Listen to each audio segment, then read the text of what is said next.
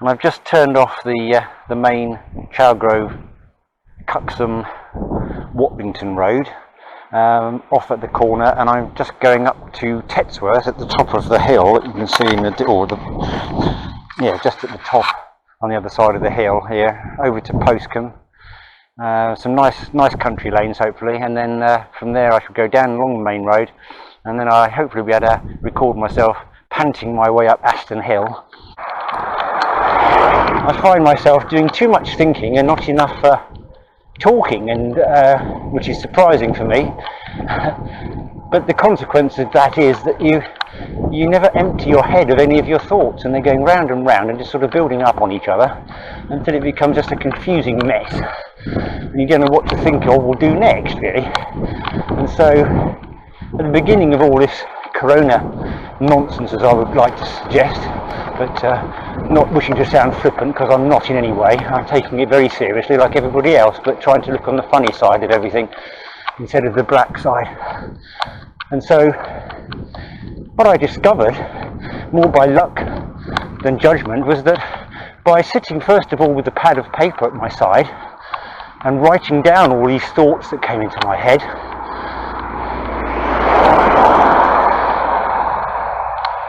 I was able to empty my head of all the thoughts that were currently in there in such a way that I no longer needed to think about those thoughts anymore, because I knew with confidence that they were available to me on my, what I later referred to as my external paper hard drive, excuse me, upon which I'd recorded all the thoughts, so I didn't have to think about them anymore.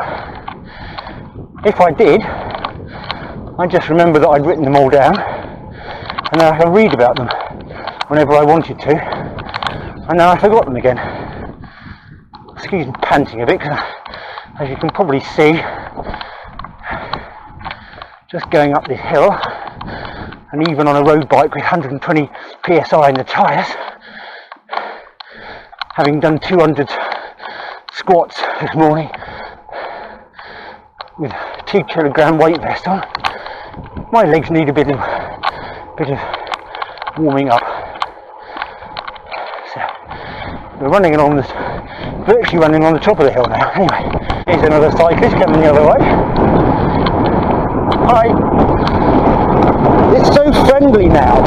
Cycling at the moment I'm finding so relaxing and friendly. It's a delight. I'm coming into, what's the name? Stoke Talmadge, I think, 30 miles an hour. One occasion I've actually managed to come through here and break the speed limit, but today I don't have my computer on, and because I'm talking and not concentrating as much as I should on the bike, I'm not going to do any record breaking today. But hopefully you'll get a feeling of what I'm experiencing, which is at the moment, until I hit a car around the corner.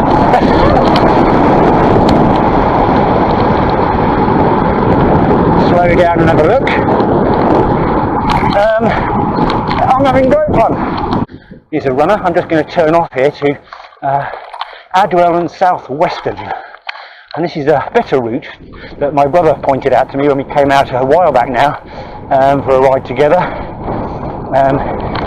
The other alternative is to go straight on at that point and then go along the main road for a bit longer through Postcombe, which is fine, and actually slightly better and more comfortable on a road bike with very hard tyres than this. It's a bit bumpy, as you can tell, but this is a much nicer, quieter, hopefully safer route. And then on that very same walk, I was chatting to myself, and I came across I went through Cadwell Farm, and as I was coming through the other side of Cadwell Farm, another hill as you can see, as I was coming through Cadwell Farm, there was a lady in riding gear running across a ploughed field, chasing a fully tacked up horse that had accidentally got out of her grasp, and was running across a ploughed field, turning occasionally to stick up a metaphorical 2 fingers at her, saying sort of, catch me if you can. and it was very funny. Even she was laughing about it. Well, in public she was anyway. I did later hear her say something like, "Come back here, you bugger!" But by the time I turned around on my walk and come back, she'd actually caught it. I don't know how, but she managed to restable it, and she passed me in a car as she drove out.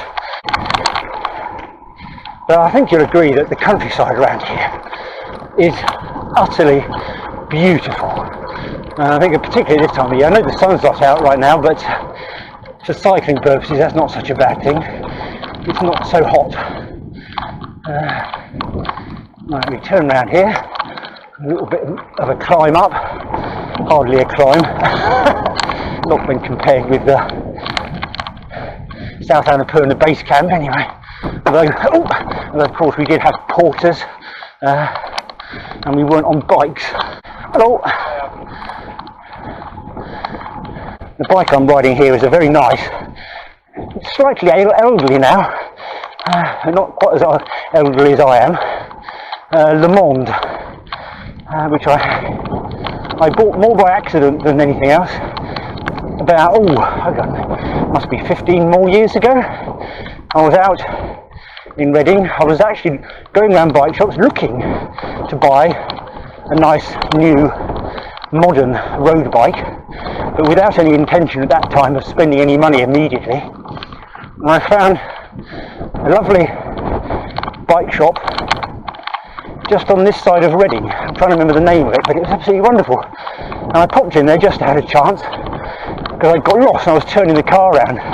So I popped in and I had a look around, and as I walked in I found what I thought was my perfect bike. It looked just like what I was looking for, and it was an Italian Bianchi racing bike, all beautifully painted and with that aerodynamic tubing and everything. And then while I was watching, or rather looking, it's a bit pointless watching a bike in the bike shop, but while I was looking at it, the assistant came over to see if he could help, and I explained what I was doing, that I was just looking around because I might be in the market for a new road bike. And what drew me to him immediately was that he didn't immediately try and sell me a Bianchi bike. The first thing he said, well, if you're looking for a road bike, he looked me up and down a couple of times, he said, that's not one for you. He said, Bianchi bikes are lovely bikes, but they're built for smaller, shorter, stouter Italian riders, and you will not find one with a frame big enough to fit you unless you have one handmade, which I wasn't prepared to do at the time. So I said, oh, well, that's very useful advice. And so I then said, well, what would you suggest? And he said, well, how long have you got? And I said, well, I'm not in a hurry. I hope you're not, if you want to listen to the rest of this story. And I said, I'm not in a hurry. And he said, well, if that's the case and you fancy hanging around for about an hour and a half and having a cup of coffee and a chat, he said, what I can offer you for £30, bearing in mind this was, I say, 15 plus years ago, for £30 we can measure you completely as if you were going to have a road bike hand built for you. And so we'll measure you £30, and then what we do, having measured you with our special piece of kit in the other room, he said, looked a bit like a torture chamber, that's another story. And he said, when we've got the measurements, we simply email those over to our sister company, based in, I think he said, it was either The Hague or in Amsterdam, but it's in Holland anyway, the Netherlands I should say. Edit out. And he said what they will do, take about an hour or so to do it, he said they will use the measurements that we give them to come back with a frame design to fit your body shape and measurements. And so I said, well, that sounds great. And he said, you've not been obliged to buy a bike from us, you just pay us the £30, and then you'll have the plans. Then you can then take those to any bike shop, including ours, and we can either look for a bike, a ready-built bike, with those measurements, or if you want to spend the money and the time having it done, you can have a frame hand-built to measure using those same plans. And so true to his word, he went round, had the measuring up session. Oh, here you get a little bit of downhill down here. I'm just going to change up into the big gear in the front, get a bit of welly. And yeah, so off went the data and we sat around having coffee. I'm going to stop now and I'll start again because it's too windy.